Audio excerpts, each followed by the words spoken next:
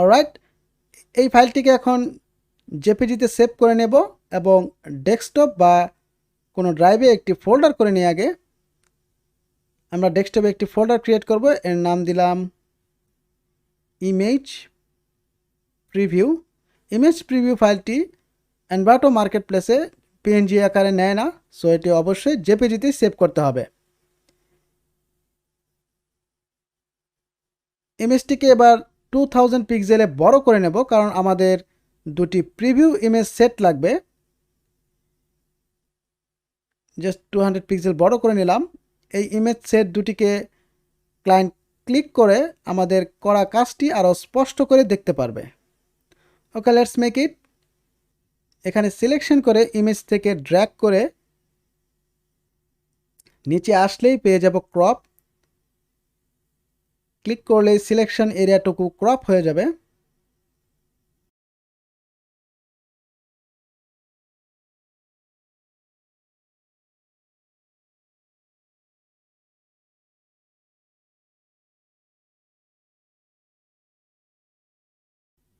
Save করব আমাদের ফোল্ডারটিতে, then again undo.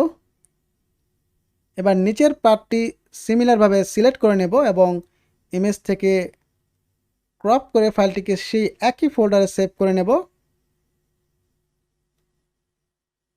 নাও তৈরি হয়ে গেল আমাদের দুইটি ইমেজ প্রিভিউ সেট। ফোল্ডারটি জিপ করে দেব।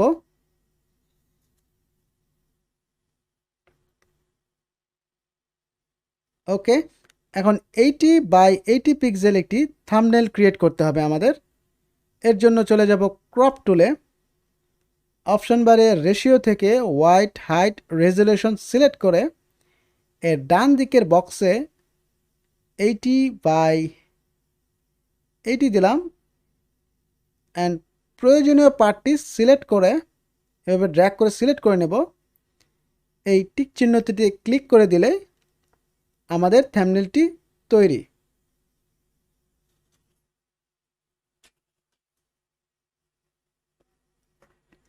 এটিকেও আমরা আমাদের ফোল্ডারে সেভ করে নেব থাম্বনেল ফাইল জেপিজিতে। অলরাইট, লাস্টলি আমাদের মেইন ফাইলটা সেভ করে নেব ফোল্ডারটিতে। প্রিভিউ ফাইলটিতে ছবি থাকবে, কিন্তু মেইন ফাইলটিতে কোনো ছবি দেওয়া যাবে না। এখানে শুধু ছবি